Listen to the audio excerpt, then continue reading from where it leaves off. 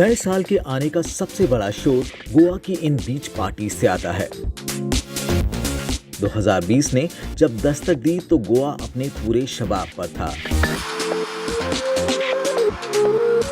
लेकिन पार्टीज के पासेस के लिए पहले की तरह मारामारी नहीं थी।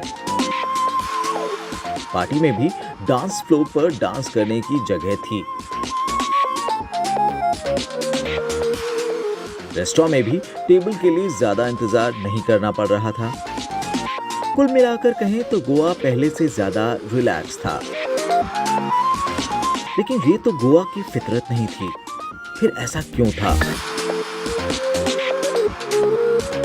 गोवा के माहौल को एनालाइज करने के लिए हमें नियॉन लाइट्स की नहीं बल्कि पिंक पेपर्स की जरूरत पड़ेगी, जहां दुनिया भर के आर्थिक आंकड़ों का विश्लेषण होता है। दुनिया की सबसे बड़ी अर्थव्यवस्था अमेरिका में जीडीपी की विकास दर साल 2019-20 के दौरान 2.3% रही, जबकि 2018-19 में ये 2.9% थी। चीन, जो सबसे तेज गति से विकास कर रहा था, उसकी विकास दर 6.6% से गिरकर 6.1% पर आ गई थी और यूरोपीय यूनियन की जीडीपी की विकास दर 2.3% से गिरकर 1.7% पर आ गई थी। इन सब के बीच अमेरिका का चीन और यूरोपीय यूनियन से कारोबारी विवाद आर्थिक भविष्य को लेकर चिंता का माहौल पैदा कर रहा था। कुल मिलाकर कहें तो पिछले कुछ सालों से लोग नए साल के जश्न पर पैसा खर्च करने से बच रहे थे, जिसकी बानगी मिलती है गोवा में, जहां 2014 में पर्यटकों की संख्या में 30% का इजाफा देखा गया था। 2019 में ये दर 0.61% रह गई। गोवा तो एक उदाहरण भर था। दुनिया में मंदी की बात चल रही थी। अमेरिका और चीन का कारोबारी विवाद हर रोज सुर्खियां बटोर रहा था। अमेरिका और ईरान के बीच तल्खी नए स्तर पर पहुंच चुकी थी। वहीं ब्रेक्जिट को लेकर भी असमंजस बना हुआ था। लाजमी है, ग्लोबलाइज वर्ल्ड का हिस्सा भारत भी इससे अछूता नहीं था। 2019-20 की पहली 3 तिमाहियों में विकास दर पहली जितनी नहीं रही। कुल मिलाकर भारत की विकास दर उस रफ्तार से नहीं बढ़ रही थी जिस रफ्तार से वो बढ़ती आई थी। 1 फरवरी को जब वित्त मंत्री निर्मला सीतारमण बजट पेश करने पहुंची तो उन्हें शायद इस बात का एहसास था कि मैन्युफैक्चरिंग की दर 2018-19 के 5.7% से गिरकर 2019-20 में 0.9% पर आ जाएगी। कंस्ट्रक्शन भी 6.1% से गिरकर मात्र 3% पर होगा और होटल, ट्रेड और ट्रांसपोर्ट जैसी सर्विसेज की विकास दर 5.6% पर होगी। इंडिया के सामने 5 ट्रिलियन इकोनॉमी का मार्क था, जहां पे भारत एग्रीकल्चर, इंडस्ट्री और सर्विसेज सेक्टर में ग्रोथ देखना चाहता था और डबल डिजिट ग्रोथ्स की आशा कर रहा था। एक बहुत बड़ा चैलेंज था कि इंक्लूसिव ग्रोथ हो, फाइनेंशियली, इकोनॉमिकली और सोशली, ओवरऑल डेवलपमेंट हो, ताकि जो है हम आत्मनिर्भर बने और एक अच्छे स्तर, हर एक आम आदमी को एक अच्छा स्तर प्रदान कर सकें। इन सब संभावनाओं के बीच वित्त मंत्री निर्मला सीतारमण 1 फरवरी 2020 को नए दशक के पहले आम बजट को पेश करने संसद भवन पहुंची। ये मोदी सरकार की दूसरी पारी का दूसरा बजट था। वित्त मंत्री ने अपने शुरुआती संबोधन में साफ किया कि बजट का उद्देश्य लोगों की आमदनी और उनकी खर्च करने की शक्ति को बढ़ाना होगा। इसके लिए उन्होंने ऊंची विकास दर का रास्ता दिखाया। इसके लिए कृषि पर किए जाने वाले खर्च को 1,20,000 करोड़ रुपए से बढ़ाकर 1,54,000 करोड़ से ज्यादा किया गया। ग्रामीण विकास के लिए 1,44,000 करोड़ से ज्यादा की राशि रखी गई। सामाजिक कल्याण के लिए भी राशि को 48,000 करोड़ रुपए से बढ़ाकर 53,800 करोड़ रुपए से ज्यादा किया गया। आईटी और दूरसंचार के लिए दी जाने वाली राशि को 16,000 करोड़ रुपए से बढ़ाकर 59,000 करोड़ रुपए कर दिया गया। स्वास्थ्य पर खर्च 63,800 करोड़ रुपए से बढ़ाकर 67,400 करोड़ रुपए से अधिक किया गया। वित्त मंत्री ने बताया कि सरकार चाहेगी कि राजस्व घाटा यानी फिस्कल डेफिसिट 3.5% तक रहे। जहां तक टैक्स की बात थी, सरकार ने टैक्स दरों में कोई फेरबदल नहीं किया। हाँ, 2 श्रेणियां जरूर बनाई, जिसके तहत उन लोगों को भी फायदा दिया जाएगा जो किसी भी टैक्स रियायत का लाभ नहीं उठाते। बहुत ही प्रोग्रेसिव बजट था, एक अच्छा बजट था जो बड़ी चुनौती थी 5 ट्रिलियन मार्क पहुंचने की और विश्व में एक मेक इन इंडिया प्रोग्रेस करने की, जो है पुअरेस्ट ऑफ द पुअर को रीच आउट करने की, फार्मर्स के लिए 16 पॉइंट एजेंडा लाया गया, विमेन के लिए जो है फैसिलिटीज क्रिएट की गई, एमएसएमईज के लिए क्रेडिट फैसिलिटीज की बात की गई और ओवरऑल फाइनेंशियल सिस्टम में तरलता की बात की गई। एक नया टैक्स रिजीम लाया गया ताकि निवेश और सेविंग्स को दोनों को बढ़ावा दिया जा सके, लोगों तक ज्यादा से ज्यादा सहायता पहुंचाई जा सके। कोशिश की गई कि एग्रीकल्चर सेक्टर में जो ग्रोथ रेट है उसे बढ़ाया जा सके और फार्मर्स की इनकम को डबल किया जा सके। फरवरी के महीने में जहां सरकार मांग बढ़ाने और मैन्युफैक्चरिंग सेक्टर में नया जोश लाने पर ध्यान केंद्रित कर रही थी, वहीं चीन के वुहान शहर में एक वायरस चर्चा में आ चुका था। लोग बीमार पड़ रहे थे। 17 जनवरी 2020 को भारत सरकार ने चीन से आने वाले यात्रियों के लिए एडवाइजरी भी जारी कर दी थी। हालांकि इस एडवाइजरी में WHO की उस बात का जिक्र था जिसमें कहा गया था कि इस वायरस के एक आदमी से दूसरे आदमी में जाने यानी संक्रमित करने का अंदेशा कम ही है। ये बात बहुत गलत साबित होने वाली थी। 30 जनवरी 2020 को केरल से पहले कोविड-19 मरीज की पुष्टि होती है। 5 तारीख को सरकार ने एक और एडवाइजरी जारी कर कहा कि वही लोग चीन जाएं जिन्हें जाना बहुत जरूरी है और जब वो वहां से लौटे तो उन्हें क्वारंटीन होना होगा। लेकिन भारत से दूर कोरोना वायरस यूरोप के कई देशों में पैर पसार चुका था। फरवरी के आखिर तक सरकार की एडवाइजरी में सिंगापुर, ईरान, इटली, दक्षिण कोरिया शामिल हो चुके थे। 1 मार्च को कोरोना के मरीजों की संख्या 7 थी, लेकिन ये तो शुरुआत थी। 21 मार्च को मरीजों का आंकड़ा बढ़कर 283 हो गया था। ऐसे में भारत के प्रधानमंत्री नरेंद्र मोदी ने 22 मार्च को जनता कर्फ्यू का ऐलान किया और 24 मार्च को पहले लॉकडाउन की घोषणा कर दी गई। देश आज एक महत्वपूर्ण निर्णय करने जा रहा है। आज रात 12 बजे से पूरे देश में, ध्यान से सुनिए,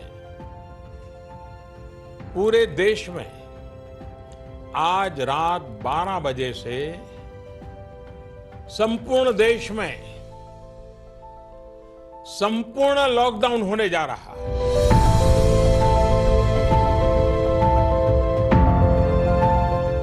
ऐसा आधुनिक भारत के इतिहास में पहली बार हुआ था। सड़कें खाली थीं, कारखाने, फैक्ट्रियां बंद थीं, रेल रुकी थी, बाजार बंद थे, आसमान से हवाई जहाज गायब थे, लोग अपने घरों में थे, स्कूलों से बच्चों का शोर नदारद था। इस भूतिया माहौल के पीछे कई दर्द थे जो रिसने का इंतजार कर रहे थे। इस लॉकडाउन का पहला और सबसे बुरा असर दिहाड़ी मजदूरों पर पड़ा। कुछ दिन तो कोरोना के डर ने उन्हें अपने घरों तक सीमित रखा, लेकिन जब मजबूरियां बढ़ीं तो डर पर मजबूरियां हावी हो गई थीं। लाखों मजदूर रेल और बसों की गैर हाजिरी में पैदल ही घरों की तरफ लौटने लगे। भारत सरकार इस दर्द को कम करने के लिए हर संभव कदम उठाने के लिए तैयार थी। जब कोरोना वायरस आया तब कोई भी अर्थशास्त्री या कोई भी हेल्थ प्रोवाइडर ये नहीं कल्पना कर सकता था कि ये स्थिति बहुत ही गंभीर होगी और इस तरह का लॉकडाउन होगा और इकोनॉमी एक बंद स्थिति में रहेगी 9 से 12 महीने। सोचा जा रहा था कि वैक्सीन जल्दी आ जाएगी, जो है ये इतना ज़्यादा नहीं बढ़ेगा और विश्व में इस तरीके से अर्थव्यवस्था चरमराएगी नहीं और देश में जो है काफ़ी हद तक एक लॉकडाउन नहीं मेंटेन करना पड़ेगा। तो उस समय ऐसी कल्पना नहीं की गई और ऐसा सोच नहीं रखा गया। इस विकराल समस्या को भारत की सरकार ने चुनौती भी माना और इसी समस्या में उसे एक अवसर भी दिखा, देश को दुनिया में एक अलग मुकाम पर ले जाने का मौका। इसके लिए मंत्र था आत्मनिर्भर भारत। हम पिछली शताब्दी से ही लगातार सुनते आए हैं कि 21वीं सदी हिंदुस्तान की है। हमें कोरोना से पहले की दुनिया को, वैश्विक व्यवस्थाओं को विस्तार से देखने समझने का मौका मिला है। कोरोना संकट के बाद भी दुनिया में जो स्थितियां बन रही हैं, उसे भी हम निरंतर देख रहे हैं। जब हम दोनों कालखंडों को भारत के नजरिए से देखते हैं तो लगता है कि 21वीं सदी भारत की हो, ये हमारा सपना ही नहीं, ये हम सभी की जिम्मेदारी भी है। लेकिन इसका मार्ग क्या हो? विश्व की आज की स्थिति हमें सिखाती है कि इसका मार्ग एक ही है, आत्मनिर्भर भारत। लेकिन सरकार को पता था कि ये माहौल कल्पना से परे है और इसके लिए कदम भी ऐसे उठाए जाने थे जिसकी पहले कल्पना ना की गई हो। इसी भाषण में प्रधानमंत्री नरेंद्र मोदी ने 20 लाख करोड़ रुपए के आर्थिक पैकेज की घोषणा की। ये आत्मनिर्भर भारत अभियान के तहत भारत को फिर से खड़ा करने की पहली कोशिश थी। 20 लाख करोड़ रुपए की यह रकम भारत की जीडीपी का 10% थी। प्रधानमंत्री की इस योजना के विस्तार की जानकारी अगले 5 दिनों में वित्त मंत्री निर्मला सीतारमण ने दी। In this Atmanirbhar Bharat, our focus therefore would be on those factors of production which are land, labor, liquidity and law. So essentially it addresses issues of ease of doing businesses, ease of doing compliance and regulations being due diligence observed and so on. इसके तहत सबसे ज्यादा तवज्जो MSMEs को दिया गया। इस sector के लिए 3.6 लाख करोड़ रुपए से ज्यादा की राशि जारी की गई। खेती के लिए 3.48 लाख करोड़ रुपए दिए गए। आत्मनिर्भर भारत की इन घोषणाओं में मजदूरों के उद्धार पर विशेष ध्यान दिया गया। वन कार्ड वन नेशन के जरिए ये सुनिश्चित किया गया कि कोई भी मजदूर भारत के किसी भी कोने में सार्वजनिक वितरण प्रणाली के जरिए सस्ते अनाज का फायदा उठा सके। प्रवासी मजदूर जो राष्ट्रीय खाद्य सुरक्षा कानून की परिधि में नहीं आ रहे थे, उनके लिए मुफ्त अनाज की व्यवस्था की गई, जिस पर सरकार ने 3,500 करोड़ रुपए से ज्यादा खर्च करने का वायदा किया। इसके साथ ही मजदूरों के रहने की व्यवस्था के लिए सरकार ने प्रवासी मजदूरों और गरीबों को कम किराए पर मकान देने की योजना का भी ऐलान किया। सरकार ने इस संकट में अवसर को देखा। अवसर था सुधारों को नई दिशा देने का, उन्हें नई गति देने का। सरकार ने MSME के तहत आने वाले सूक्ष्म, छोटे और मझोले उद्योगों की परिभाषा को बदला। इस तरह उन्हें आगे बढ़ने और निवेश आकर्षित करने का नया मौका मिला। उनके लिए एक विशेष इंसॉल्वेंसी रेजोल्यूशन पास किया गया। 200 करोड़ रुपए के टेंडर के लिए सिर्फ भारतीय कंपनियों को ही इजाजत देने की घोषणा की गई। MSME के अलावा सरकार ने कई और क्षेत्रों में भी सुधार कार्यक्रमों का ऐलान किया। कोयला क्षेत्र में सुधार करते हुए सरकार ने कहा कि कोई भी पार्टी किसी भी कोल ब्लॉक की ओपन मार्केट में नीलामी कर सकती है। संघ शासित प्रदेशों में बिजली वितरण का निजीकरण किया गया।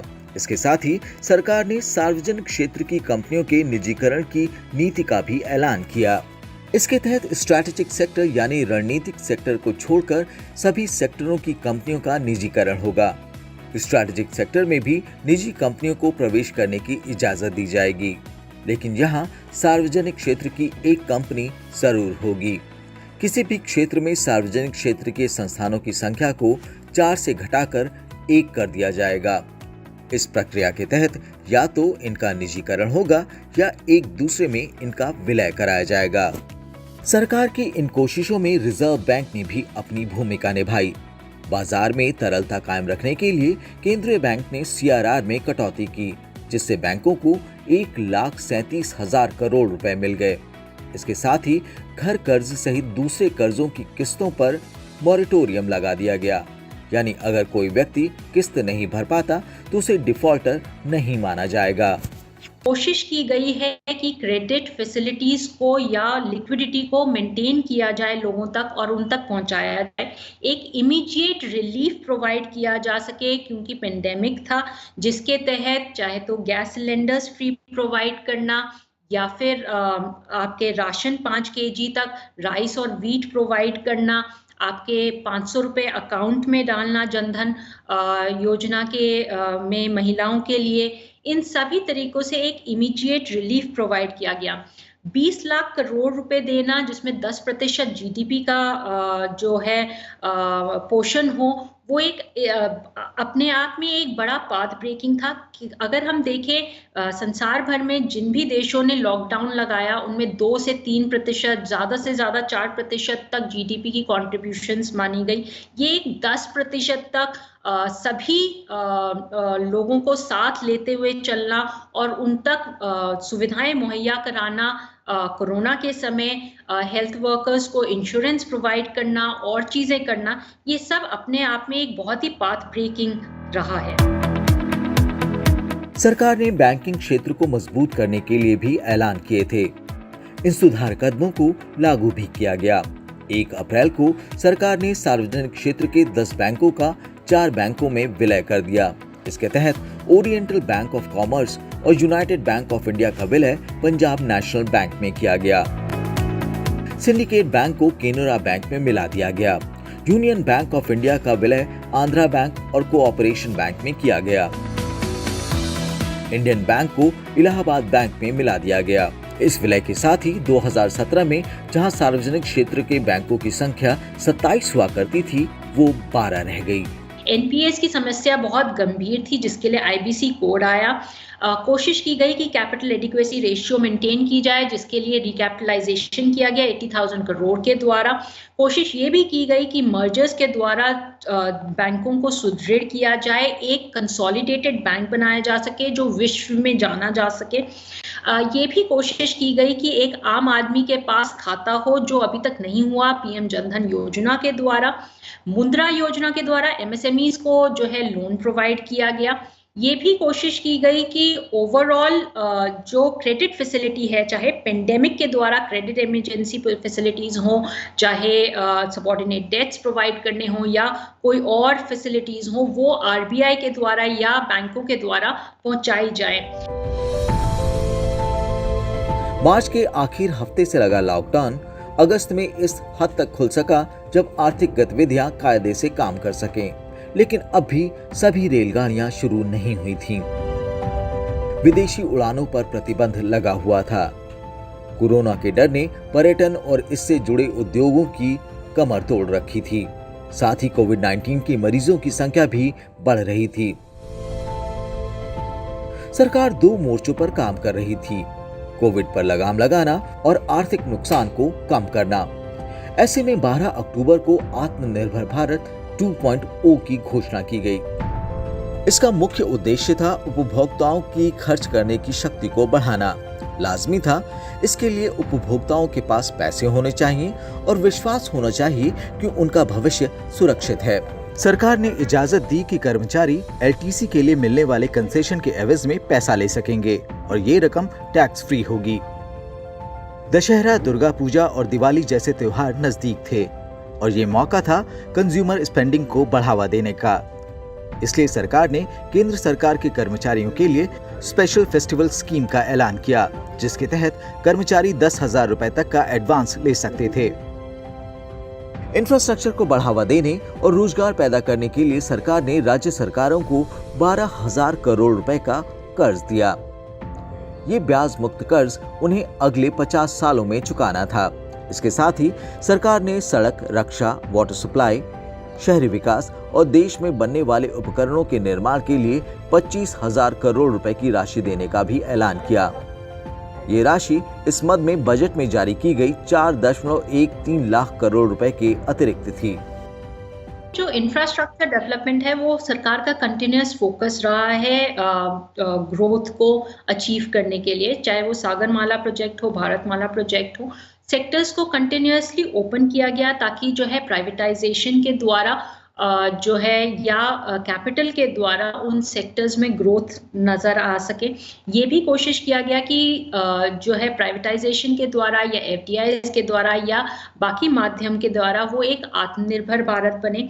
अगर आप एक बहुत इम्पॉर्टेंट रिफॉर्म की बात करें तो जैसे एक नेशनल लेबर वेज की बात करें या मिनिमम वेज की बात करें या फॉर्मलाइजेशन ऑफ लेबर की बात करें, माइग्रेंट वर्कर्स की बात करें, उनके ऊपर खासा फोकस रहा 2 पॉइंट में। अक्टूबर आते आते उद्योगों के कई क्षेत्र कोविड-19 के दबाव से निकलने की कोशिश करने लगे थे। मैन्युफैक्चरिंग सेक्टर में गतिविधियां खास तौर पर बढ़ीं। अक्टूबर के महीने में पीएमआई इंडेक्स 8 सालों के सबसे ऊंचे स्तर पर पहुंच गया।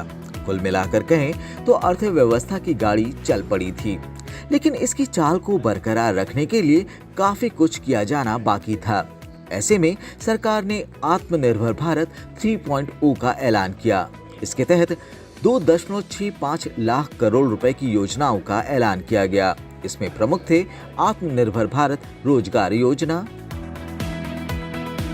10 चैंपियन सेक्टरों के लिए 1.46 लाख करोड़ रुपए की उत्पादन आधारित प्रोत्साहन राशि का ऐलान, प्रधानमंत्री आवास योजना शहरी के लिए 18,000 करोड़ रुपए की अतिरिक्त राशि, नेशनल इन्वेस्टमेंट और इंफ्रास्ट्रक्चर फंड में 6,000 करोड़ रुपए का इक्विटी निवेश, कृषि क्षेत्र के लिए उर्वरक में 65,000 करोड़ रुपए की सब्सिडी, प्रधानमंत्री गरीब कल्याण योजना के लिए 10,000 करोड़ रुपए की अतिरिक्त राशि और कोविड-19 वैक्सीन के अनुसंधान और विकास के लिए 900 करोड़ रुपए की राशि।